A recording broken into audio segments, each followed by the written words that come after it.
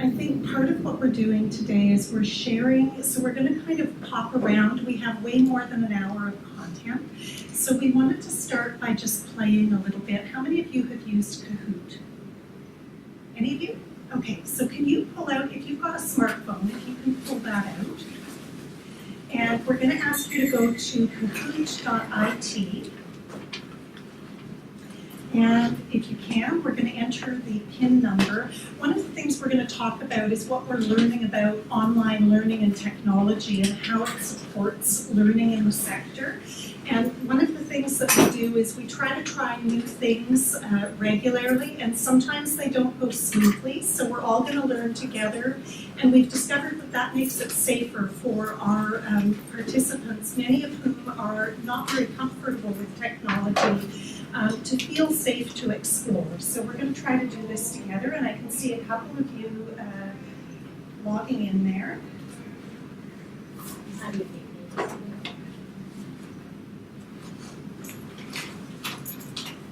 Should just ask you for your PIN number there at kahoot.it. If not, you can play together. It's not like a pass or fail here. This is just meant to be fun, and for some of us it can be a little bit stressful. So we're going to start here, and you'll just see how it works. Sorry, what was the PIN? 6579083.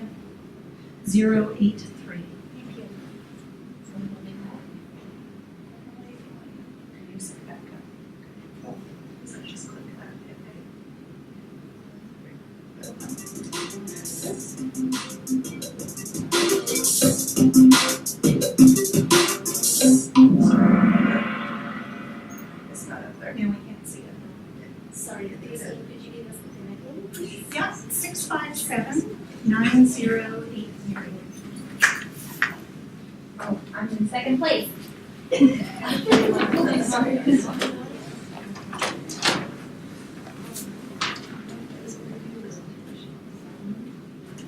So our first question was,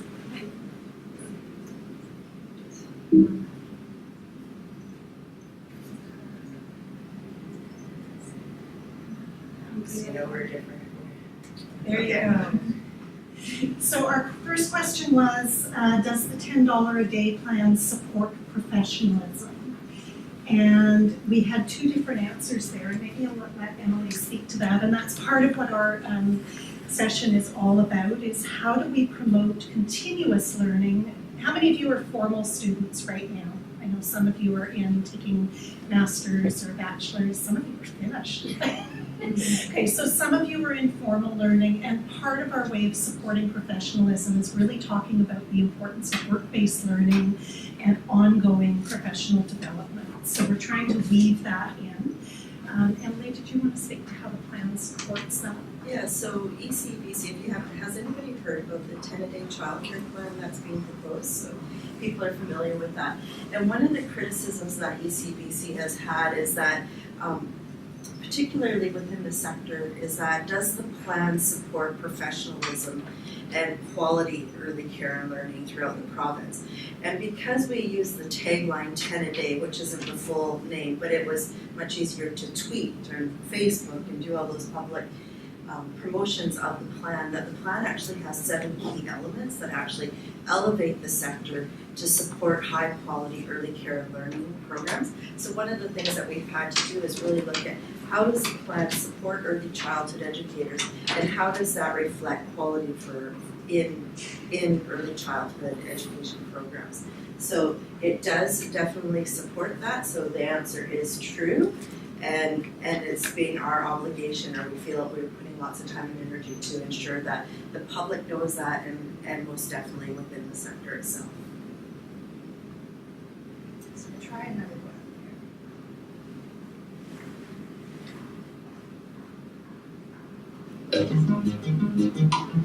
What does ECEs do? This would be 1, 2, 3. We can do this one first.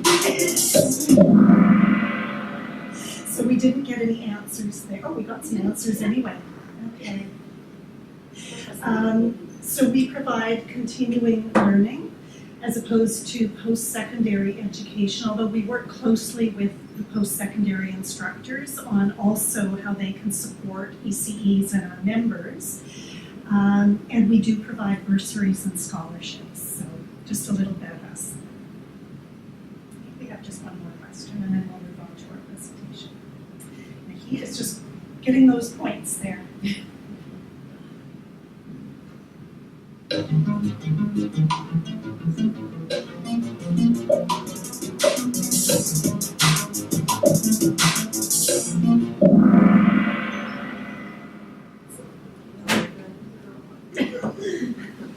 That's okay. All right, so 3 of you felt that online learning is an effective source of learning for the sector, and 1 of you didn't. And we'll talk a little bit more about that in our presentation. So that was just meant to give us a little bit of a warm-up. And, and Emily mentioned the $10 a day plan, and we do have some copies of that here. So if anyone wants to pick up extra copies, they can. Okay, so she said click the green.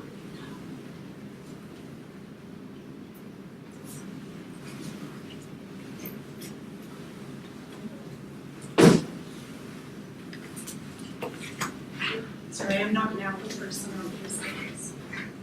What are you trying to do? Just get back to our PowerPoint. So if you go down at the bottom, the mouse, the dock should appear and see the PowerPoint logo. You should be able to click on that and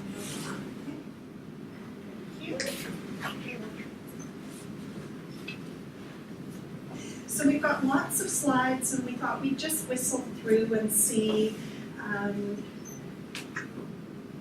what's of most interest. So if there's any place that you want to stop and ask questions, please do.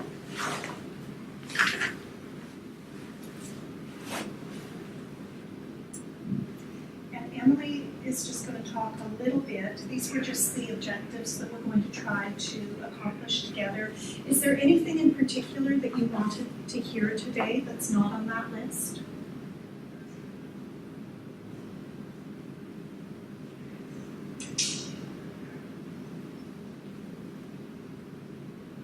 You're just here to take it all in.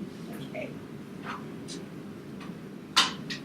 So when we talk about supporting diverse learners, as we prepared these slides, I had to reflect on the fact that there's been a significant amount of change for us between 2010 and today. As we prepare for conference today, things are very, very different in terms of what we're expecting from presenters, in terms of interactivity, in terms of research, and in terms of meeting the needs of diverse learners. For the second year this year, we'll be using technology. We'll be webcasting and recording our presentations so that people who can't attend live will be able to join us from throughout the province. And we'll talk a little bit about why. And back in 2015, as part of my master's degree project, I had the opportunity to work with ECEBC and to bring in other students from Royal Roads to explore technology and how it could support learning for the early childhood education sector.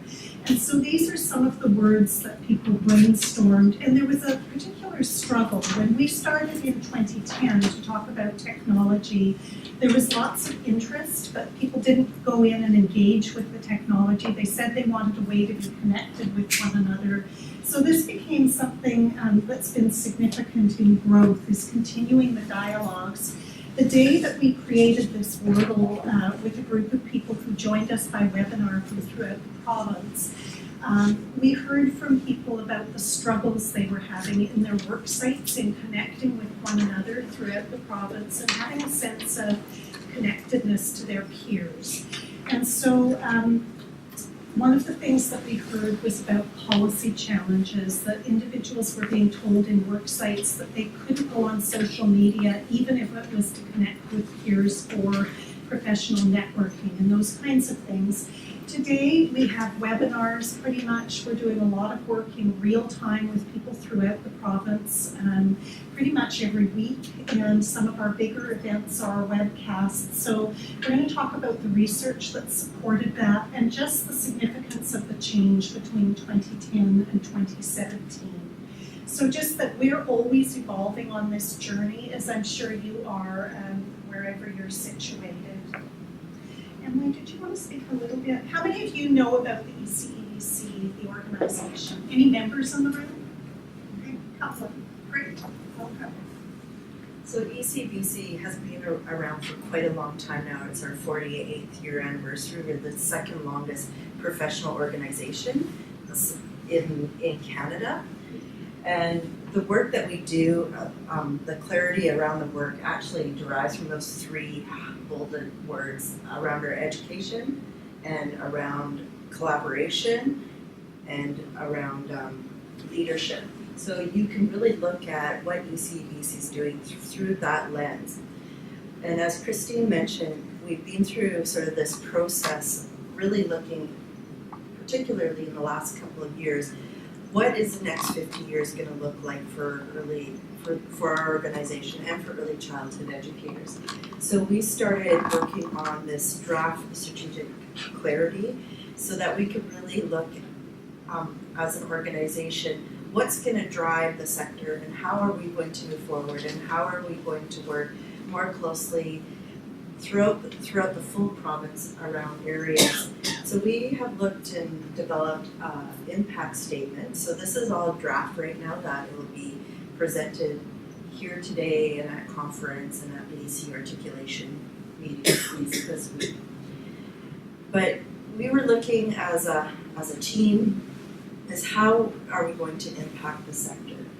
And so we took on what we feel are some really bold and progressive goals. And some of the things that we felt that we've done from the beginning, but are really enhancing as we move forward. So by 2017, that we will significantly improve the early care learning opportunities in for all British Columbians. So we looked at, if you can see this chart here, this graph, that we have cogs. We believe that these different areas have to happen at the same time together, and that we have a variety of audiences. Definitely the early childhood educators or people coming into the sector are our primary and key audience, but that the community and children and families are all impacted by the work we do, and often we haven't been able to reach out to them and to show that work. And then we also have other key stakeholders throughout the province, whether it's us working with government or other agencies throughout the province. So we're planning to do these activities through a number of areas. One is support the 10-a-day plan. We know that we're in a unique situation, particularly since we have a new election coming up. We have this provincial election coming up, where every single party is actually in a position where they're talking about childcare. So the 10-a-day plan is there to support having an affordable, quality, inclusive childcare system throughout BC. So we feel that we're actually on this tipping point within the organization that we could be in a place that we could actually have some real change and impact. So we're very hopeful around that. So we continue to educate and advocate and teach people about those elements that I mentioned earlier. And at the same time, we know if and when a government is elected and says we're going to implement something like the 10-a-day plan, that we have to be ready and prepared to what that looks like. Because any government can say we're going to do anything, but it's what they're going to do afterwards where we need to be strong leaders in the sector. We want to increase the number of early childhood educators in BC. We know that we lose about 50% of them after 5 years of being qualified, and some of that's all related to supporting them through the 10-a-day childcare plan, but also that we have the opportunity to strengthen, and they've been asking us, we look to you to give us hope for the future of our sector. Another key piece of this work and looking at how these cogs work together is really increase the standard of practice and professionalism. So some of the literature out there looks at early childhood educators not really being a strong professional. So often we're called a paraprofessional, and we are really there. We are really looking at opportunities and ways to move that dialogue. And if you are a licensed early childhood educator, you know, more recently the government changed our language from a license to practice to a certificate to practice, and how that affects us as professionals. And ever since we started doing some key studies and surveys, often people will ask, why did you leave the sector? And it isn't because of the wages. Definitely that's the number 2 reason, because many people don't make a living wage within the sector. But the first one was the value that people place on the work that we're doing. So that's why we know we have to really look at how community views us, how families view us, and how can we instill that rich value of the work that we're doing. And there's lots of areas. So we are developing a number of new training opportunities that are inclusive of wherever you're working within the sector, but it's really supporting and lending us some key directives of how we're going to move forward over what we hope is the next 50 years. And I think that last bullet speaks to part of the topic of diversity. The inclusiveness modules that are being developed will particularly focus on how to make every early care and learning site inclusive and welcoming, no matter who is coming into the classroom. And there will be a particular focus on Aboriginal learners, working with our partners in the Aboriginal community and First Nations communities. But also for immigrant Canadians, we know that there are some unique needs coming into the classrooms, and not every early childhood educator has had a chance to be well prepared for that, creating that environment that's welcoming and makes for a positive experience. So we're really going to be focusing on how to strengthen that and roll it out province-wide. So for us, as we thought about ahead, one of the elements of the plan is thinking about what would it mean for us to elevate education levels in the sector? What would it mean if we had everyone with an entry level, a bachelor's degree, for example, in the sector? And that changes how we look at education, what's been offered in the past, and what we as an organization and other partners need to do. And so we've really been focusing on how to strengthen innovation, how to pick up the pace of change in terms of what we're offering, and really trying to evolve. And I'll share with you, how many of you are supervising staff in work roles at present? A couple of you. So we'll talk about some of the things that we've learned about what's needed in the sector and how we're trying to really serve all, working in partnership, or at least be a hub so that the information is getting out. So some of the services that we offer in the education portfolio are here. You may be aware of them. Best Choices, Emily's spoken about our annual conference, which is in its 46th year. Let's Talk, which is a sexual abuse prevention program. The Leadership Initiative. As of last fall, ECEBC launched a partnership with Red River College, so we're now preparing for our 3rd members-only call that will be available. This registration opens in September, and we have more than 30 people who deliver training on behalf of ECEBC. And so we'll just highlight, what drives our education programs. They are aligned with the ECEBC Code of Ethics, and I think we do have a sample of that here if you're not familiar with the document. So I know I'm speaking to the converted in the room. Everyone here knows the value of continuing education and the importance. And we'll touch on some of the best practices that have come out of the research. So there are a couple of things that we've done as an organization to get a better sense of the evolving needs in the sector, and they really are diverse. So what we heard, and I think this quote captures it, education is really important to people, but one of the quotes here talks about just the needs. And, we have this struggle that we find when we speak about diversity in the sector, even with conference this year, we've tried to cover the entire spectrum of early childhood educators, no matter where they are in their careers or what their roles are. And that's a shift for people. Some people come hoping for frontline learning, they're brand new ECEs. Others come with unique needs who are post-secondary instructors. We've got people in our membership who have been with us for over 25 years. So we need the right content and we need the right delivery methods. And some of what ECEBC is doing that's kind of related to the COGS document that Emily was speaking to is creating a quality document, an online learning community, and a reflective practice document. And all of those are rooted in research. So some of the things that we've learned about what learners are asking for, accessibility is big. Our membership is throughout BC, and we find that people can even be professionally isolated right here in big centres in Vancouver. So it's not just thinking about the needs of rural communities, we have isolation and access issues throughout. So that's one of the ways that we're looking at using a lot more online learning and hoping to branch out with more regional training and lower cost options, which online learning provides us with an opportunity for. If people can't get staff replacement for their sites, they can still participate.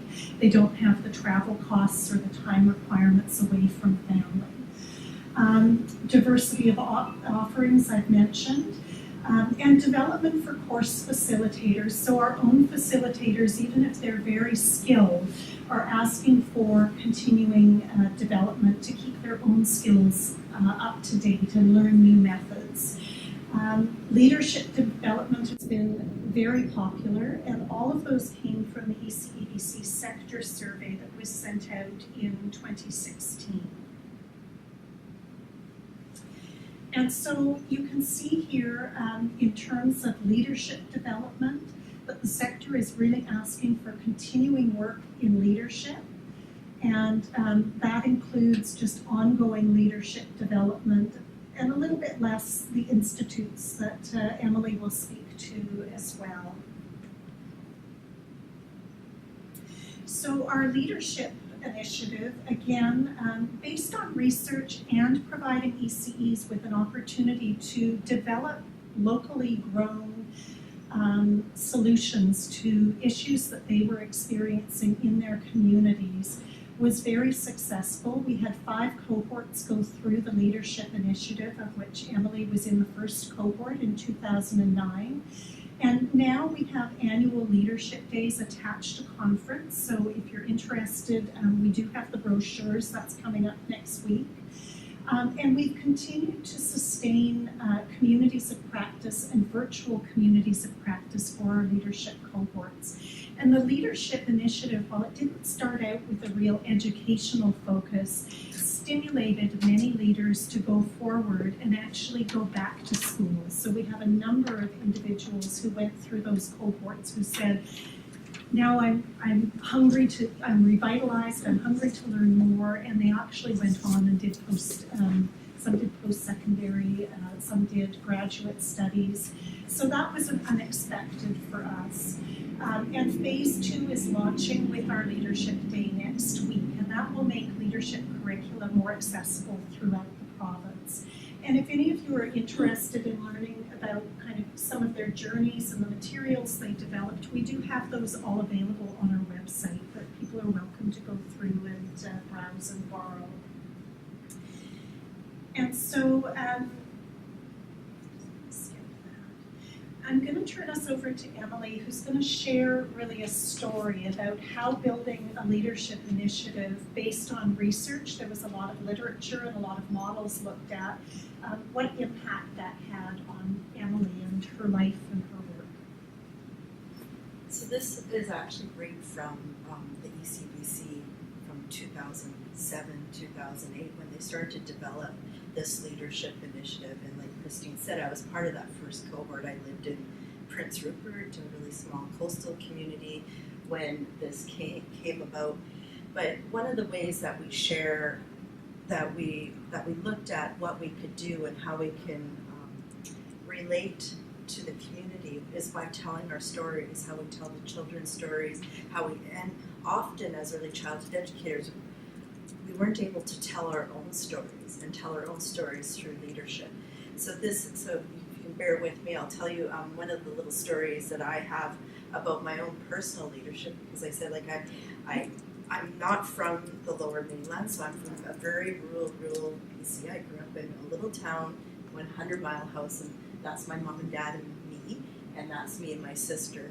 And so I think about, because often when we went through this initiative, we talked about how different people impact our lives and what is a leader. And often we view a leader as maybe being some, might be a politician or somebody that's up on a podium talking about the work that they do, or a keynote speaker at a conference, or all those things. But when I started this journey, when I was a really young girl, my mom, who was diagnosed through my early childhood as having bipolar, had a huge impact and influence on my life. My father, who was quite quiet and meek, but really showed us the love and compassion of what a real family felt, and how those people were my leaders. When I was thinking about who was showing me leadership throughout those days, it wasn't somebody that I would see. I was the girl that who moved to Kamloops to take her ECE and was scared to get on the city bus because I had never been on even a school bus at that time. So those little things used to just make me so scared. So how could I view myself as a leader out in the sector and to bring that forward? So my journey did start in 100-mile house, where I had some amazing experiences with the children and the families. I had some of the best connections within the community around that engagement. Some of the best femtors, I call them, lots of women in my life that really supported me. And then when I moved to Prince Rupert, I was really at a point where I was able to feel empowered to start talking about the work we were doing. And if you've been in the sector as long as I have, or people will know that often within the government context, things come in and out of our sector. Sometimes money comes in and sometimes it's taken away and all those pieces. So this was during a time when I first started my real advocacy within the sector, when the newly elected government was going to cut all the child care resource and referral programs and get rid of CCOF, things like that. So there was a lot of energy, and we were doing rallies, and first time I ever talked on a radio station and all those things, and although I was scared. So then when I was invited, so that gave me the energy to take the step to become part of this first leadership initiative. So this is my first group, this is the first cohort, and that's my little community of Prince Rupert that I used to live in. But our group, which was 3 early childhood educators, took the learnings from the institutes and brought it back to our community and worked with the municipality to have Prince Rupert declared as a child-friendly community. And then if you go to the next one, so that was a lot of work. How do you do that? How do you interact? And then on, I think it was October 13th, 2009, the city of Prince Rupert did declare their city, that city, as a child-friendly community, which actually had some ramifications now for the city. So even since then, people will often bring that document, and when they're saying, well, we're going to get rid of this park, it actually says that they'll look at, like, not to do those kinds of things, so people are able to use that. So that really inspired me to go out. So that person that just thought she was too scared to go on the city bus, I thought I was just an ECE. I thought I was just, where now I know I'm more that I take the just out of my language. I'm an early childhood educator, I'm a mother, I'm a daughter, I'm a friend, and now I'm in a place that I can talk about the beauty and the work of early childhood educators. So by me being able to tell my story and encouraging others to tell their story, that's what happens. As early childhood educators, we also look at how we can share children's stories. So this is a blurry picture, but this is Rain, and she's from Prince Rupert and was in my program. So I had co-workers that were representative of the children I was serving there. And Carrie Ann, who's Teltan, First Nations, said, I have this CD that my grandmother recorded before she passed away of her drumming. So we were just starting to make little changes in our programs about inclusiveness. And we brought in, so she brought in the CD, so we took out, I don't know if it was Raffi or Charlotte Diamond, put it into our CD player and just started to play it. Well, Rain, she walks in the door, because that's our opening area, and I could just honestly just see her whole expression. Like, she was very expressive anyway, but she just it shook her, like she heard this drumming. And she said, oh, I know this song, this is my song. And this is her, she goes, this is what you have to do. And she starts dancing like an eagle through the classroom. Well, pretty soon she has 2, 3, 5, 6, 7 children dancing around as an eagle.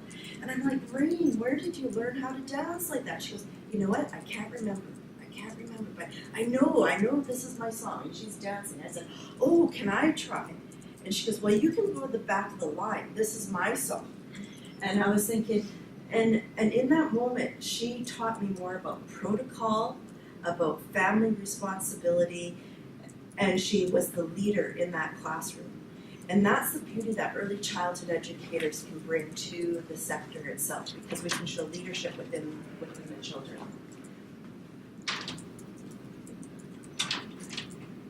So I think Emily's just underlining, there are many different ways to promote learning. Some are in the classroom, and we're trying to foster a culture where early childhood educators or the adults are learning to let the children take the lead and let the children's voices be heard, for as one example. So just changing that up, and how the leadership initiative, using something that wasn't so much classroom-based, but a really hands-on, perhaps more along the lines of work-based learning or informal learning, but was rooted in research, brought out such powerful outcomes in each of our leaders throughout British Columbia who were part of that. And I think there were about over 100 people through that process now. So when we did the sector survey, I think I've mentioned a number of these things that, as constructive feedback we've taken from the sector and that we're always trying to work on. Certainly trying to meet everyone's needs is something that we're struggling with, and working with partners to be able to do better. I want to draw attention to the last couple of bullets there in terms of feedback that came. We do often, for those who are employers or who are going to be supervising people in the future, hear that opportunities are not presented by the employers. And so just that real encouragement as you're going forward and working with teams or working with colleagues to really spread the word about what is available. And we really advocate for centers or sites that can promote team learning in some ways, so that the teams can learn together and make change in their environments. Sometimes only the senior person gets to go away, and then the actual changes don't always happen in the center as quickly or don't get embedded. And we certainly heard about the lack of childcare and challenges of affordability for single parents and family commitments. So again, our online learning is one way that we're trying to meet those needs, and just raising that awareness that no matter where you'll be in the province, that those are considerations. And so here we turn again to the desire for online learning, and I know not everyone's comfortable with it. It's taken quite a bit of time for people to embrace, even in our organization. When I first started in 2010, there was no social media. The board was very anxious about it. Now we're tweeting and Facebooking, and everyone's involved. We're doing lots by webinar. And more people, as they step out and not looking to one person to be the expert, are trying to fumble through. We're all learning together. Most of the time it goes pretty well. And so more and more people are able to connect because they're being exposed and they're learning to use the tools. What you can see there is a big change in that almost caught up with the more traditional conference and speaker presentations is the desire for webinar and online learning. So that's quite a change for us over time, that there really is a lot of desire for that and an expectation that it will be offered. So I think in this room, most of you felt that technology can be effective, and certainly the research has supported that. Now, not all online learning opportunities are created equally, so there is a need to ensure that the learning is created in a way, it's not just about putting stuff out there online and that people will just absorb it magically. We still do work to try to create interactivity, to help everyone feel comfortable, and to learn as a team to watch the room as we would here. You can see who's getting fidgety, who's looking like they're confused. You know, we can't always see that when we're looking at a screen. So we have to learn to interact with our groups differently. So supports are really, really important. And we do a lot of troubleshooting so that people can feel safe. I mean, we kind of put you on the spot here with Kahoot this morning. You had to do it, and you had the music and the time ticking. But when we do webinars, for example, we invite people to come online early so that if they don't know their way around or if they might have difficulties, that they're not embarrassed and we can try to help them get comfortable quickly.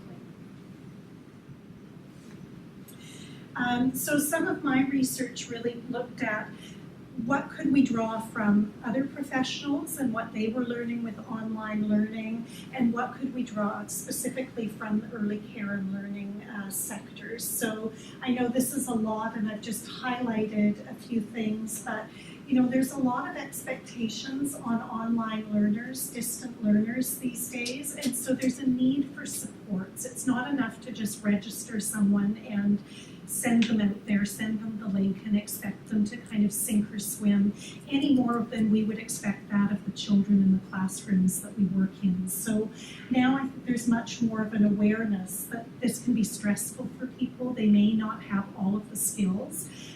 In our work with Red River College, we've now had 3 groups go through, through our program, and most learners are going through and they're having no difficulty. They know how to engage on the web board. They know that they're not going to get a successful certificate if they don't participate.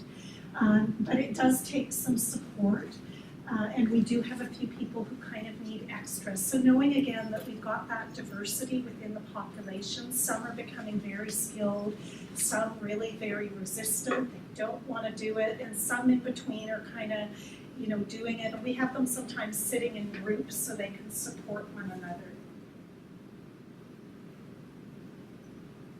And so, you know, for people like me who are a little bit older, these are the various generations of online learning. So the very first was more of distance learning, was correspondence. I got a package in the mail and you kind of figured it out. Maybe you got a telephone call or you sat an exam, but you were pretty much on your own with your paper. And then over time, we've gone to just putting multimedia stuff out there, so sending out YouTube clips or videos and things, and again, expecting people to absorb it. Then we went to telelearning, so there was kind of a two-way. And then now we've gone to more of where you're expected to interact. You have small group activities. In my program, for example, I had learners from internationally who were part or at least across the country, and we did small group projects. So everything that you would do in your normal learning environment, you could do aided by technology. And so other things that have come out of the research, I mean, we've been talking a lot about appropriate theory and a framework for education and support activities. So as we're working with adults, learning what the framework is, just like you would with children, there are different theories and approaches that we can use, and so really strengthening that. We're having a lot of discussion with our facilitators who maybe don't come with any kind of adult learning pedagogy. So we're really working on strengthening that within our work. As I said, trying to make the experience equal using technology as something free as much as possible or lower cost so that more people can access from where they are. And we've already talked about the last bullet there.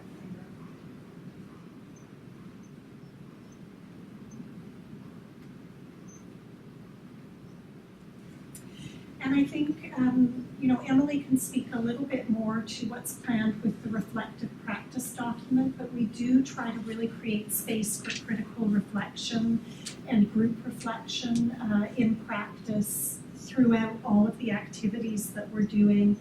An example, we're hoping to create some more learning communities around things like Let's Talk, where individuals go through a more traditional classroom kind of learning experience, and then creating a community of practice that can help them as they apply those learnings in their home communities, where sometimes they're all on their own and they don't have a team to work with. So those are all kinds of things that we're trying to engage with. So just a little feedback around our ideas of creating a reflective practice document. So here in BC, which is one of the only places that actually has a requirement for a number of hours of professional development for early childhood educators to maintain your certificate to practice, which we think is actually a good thing. Like, it makes people accountable. But what we were hearing throughout not only our organization but other like-minded organizations is that often people were coming up to their 4.5 years into their practice and then going, oh, I still need 12 hours, and they'll just sign up for anything. And instead of really looking at what exactly were they taking, is this going to be of value? Is this going to move me as a professional further? And what are my professional goals? So we've been working really closely with the West Coast Child Care and Resource Center, which is located right next to us, about creating a document based on some of our key areas. So looking at the Early Learning Framework, looking at our ethics, looking at occupational standards and other strong documents that guide our practice. And so that people can start, our early childhood educators can start plotting where they are on their professional journey, and then that professional development throughout those 5 years will be more intentful. It will also help us as organizations to create and develop the professional opportunities, those educational opportunities that are really needed and wanted within the sector. So that's really, we feel, really key for us moving forward as a professional organization.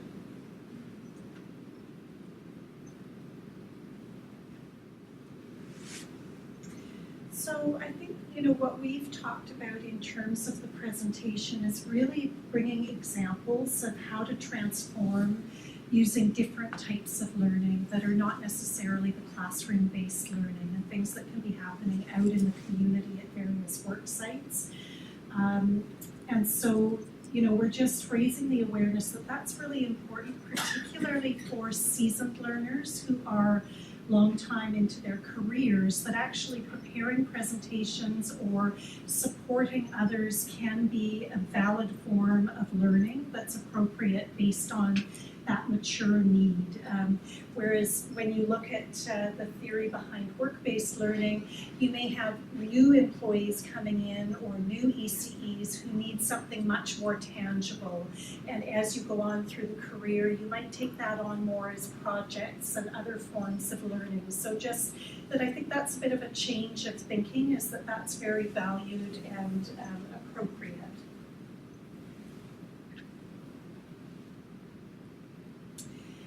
And then for us, I know you probably can't read this very clearly, but we sat down when we did a revisioning of our education services, because we can't do everything.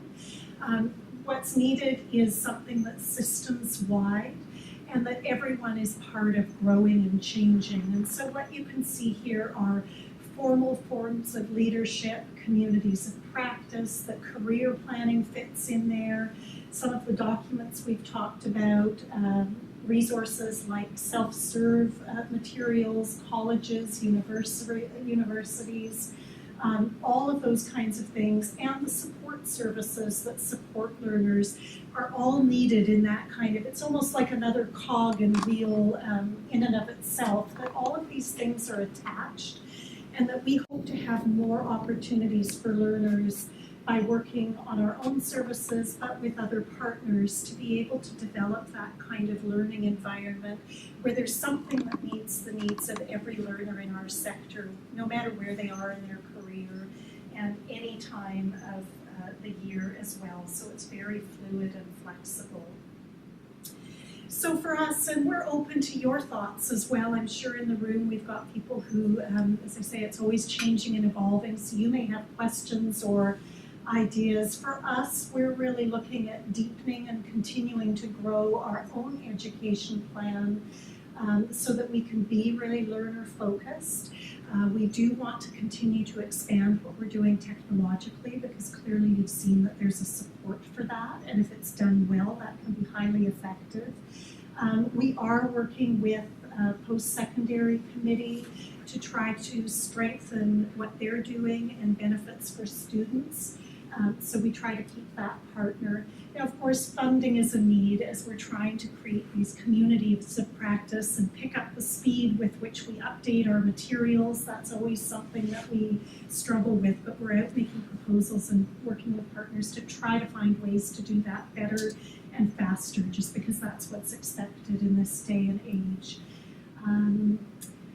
And so really, I think those are the key elements of our presentation, and we really wanted to have a dialogue about what's missing, what do you see as being needs or solutions or recommendations from you. We did bring a couple of links as well if you haven't seen them. There is the new Early Years Professional Development Portal. That's a little introductory video, so not only to access learning opportunities, but to post your own if there's something that's happening, and it's fast and easy. This is a link to some of the work that we did with ECEBC around what was needed and how to strengthen use of technology in the sector. And we are using Twitter feed to capture some of the learning that's happening and being shared through conference. So we'd like to hear from you. Questions, comments, ideas? You feel free to disagree or pose challenges. We're open to that I find too. it's a lot that I'm trying to process this, because you're doing a lot. There's a lot going on there. So And yeah, we could probably spend a day workshopping this and pulling it into what does it mean on your, within your particular work role and environment, and making it customized and personalized. I'm a member of the ECEBC, and I'm very proud to be a member. I'm a little sad that there's not more of us here. It's a requirement at my workplace to be a member of our professional institution, and I think it's wonderful. I think one of the challenges that I'm facing is technology, how we can really catch up when there's a cost involved in that technology, and then training on that technology as well. One of the things that's also something that my husband has always said, you do a poor job of marketing yourselves. You need to really market yourselves a bit better. If you are the professional that you are, then tell me why you're so good at your job. But he always alludes to, compares it to why people would prefer Mercedes over a Volkswagen. And I know that our language is very important, and I'm trying to stay clear of using the word babysit. I'm a child care practitioner, or child care, and our language is also very important. One more thing I want to share is the training and upgrading our professions. I am actually trying to go back to school to get a bachelor's degree. That's been challenging in that Capilano University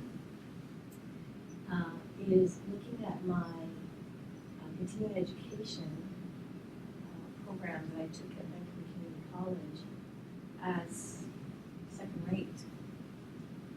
There's a bit of, I'm using the term, academic snobbery, that they will not give me transfer credits for that. that's a huge issue. We hear that a lot, and particularly with one of the key elements of the plan is asking early childhood educators to go back and upgrade. And they're not the only ones to tell you the truth. Like I never realized that within the post-secondary education system, that if they don't have a relationship with each other, they could just say. So that's another part of work that we feel ECBC has to be at the forefront, is working with articulation and saying, like if we want people to continue, like we have to honor not, their education and their experience within the sector. And so that's a really good point, and that's affecting people every day. So It's not just in EC, but it's also the nursing is another one, so it's across the board. across the board, they just don't talk to each other. Like they just have to develop these relationships. It's interesting. It also goes the other way, because I know a lot of people who went into the master's program in early childhood here at UBC and then wanted to go out and work in the field, and they can't because they don't have their certification. And so at a master's level, with all the work that they've done, they can't go out and work with children because they don't have a few of the key courses. So they're having to go back and get their ECE certificate in order to work with the kids. And also the master's program here at UBC isn't one of the certified or acknowledged programs through the registry, the EC registry. I know that there's a lot of discussions happening now around that. So actually UBC itself actually has to submit their education so that it actually can be, because we have, like Kristen was saying, we have a bursary program, an ECE student bursary program, which if anybody's going back to school, we actually got a whole new influx of funding. So it looks like we'll be able to provide more bursaries in the next year coming up, like a lot more. But that we're trying to, encourage UBC and the ministry to work together to have that as, because I can't give a bursary to someone who's going to UBC, which seems so ridiculous when it's a master's program. It has to get on that registry's list. Thank you all for becoming members of ECBC. I am a member, and I think we should first of all respect our own self, our own profession. And by not being a member, I feel we are not respecting that. So I definitely advocate for that. And yeah, that's highly important. I'm actually an instructor too at ECC now, and in my classes I ask my students, have you ever heard about ECBC? And I go, I know, what's that? And so I try to talk about that, and I talk exactly about what you just said, that one of my first questions is, how many times have you heard you're just a babysitter? Almost all their hands went up. And I said, do you really understand that this is a profession and how important it is? And so I try to instill that into them and say that one of the ways that you become professional is to have this, and so I'm trying to encourage them. I bring your information and your pamphlets, and I'm trying to get them to also look at it as a resource and a support from when they're finished with school. Absolutely. Because a lot of them afterwards, when I talk to them, say all of a sudden they're on their own, they're totally lost. Yeah, So they it's do. They really feel nice. isolated, like they're in their classroom setting, and then all of a sudden you're with one or two other people. So we're actually coming out, we're accessible to students, so we come online with people from classes if we can't be there, or send someone in person, because Sean and Emily they're only two people to cover the province. There are branches throughout BC, but we've done a number of sessions in classrooms by webinars, so we can set it up from our office, and students and instructors have come on and had a chance to talk about what's important to them and learn more about their organization. So that is an option. Okay, I'll do that. Do that. Because I think that's the thing, is we get people who invite us once, but they forget to keep inviting us as the students come through, and we don't always get the other way to say, hey, we haven't been to you for a while, so feel free to send those And I am going to invitations. BCC in June with Gita. Yeah, so Even the Yeah, I've heard sectors like are unaware, like they've been in the field for years, and for some reason I think that's needed as well. Somehow some communication. to me is like that plan too. Like I just keep thinking if we can get coordinated and we actually have a system, because there is no system for us to even access where are the centers, where do they belong, and it really, like, when we do these surveys, like, it takes us hours and hours and hours just try to get it out, and we can't reach the people that we really need to reach. Like, we reach people like this that are interested and come out, but it's hard to reach them. So I think we got the sign that you probably need to move on. We do have resource materials here if you want to grab anything on the way. And we do have some samples here of things some that you can access. If you're a member, you get copies of the journal. This one was about Truth and Reconciliation, an entire journal article that had some really awesome content in it. The new 6th fact sheet is available, that one. And the Fair Home Report you can get online. So lots of resources, but please come up and take whatever you need, or we'll move spares over to the registration table for you. Thank you for being here, and please keep in touch with us.